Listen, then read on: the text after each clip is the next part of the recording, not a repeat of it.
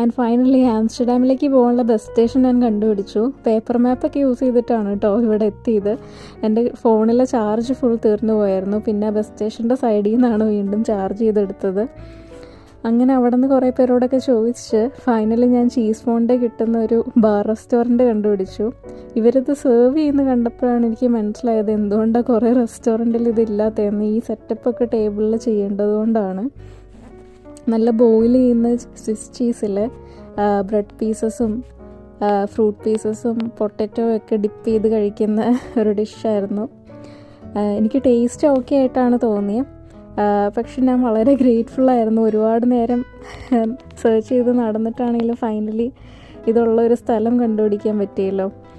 And ഓരോ കൺട്രിയിൽ ചെല്ലുമ്പം നമ്മൾ അവിടുത്തെ ട്രഡീഷണൽ ഫുഡും ട്രൈ ചെയ്യണമല്ലോ. ഈ ഫ്രൂട്ട് പീസസ് ഒക്കെ ഡിപ്പ് ചെയ്ത് കഴിച്ചപ്പോൾ എനിക്ക് കുറച്ച് വിയേർഡായിട്ടുള്ള ടേസ്റ്റാണ് തോന്നിയത്. പക്ഷേ സ്റ്റിൽ ഞാനത് എൻജോയ് ചെയ്തു. ആൻഡ് ഫൈനലി അവർ ആ ചീസ് ബോക്സ് എടുത്തുകൊണ്ട് പോകുന്നതിന് മുമ്പ് ജസ്റ്റ് അതിൻ്റെ കൂടി ഒരു വീഡിയോ എടുത്തു.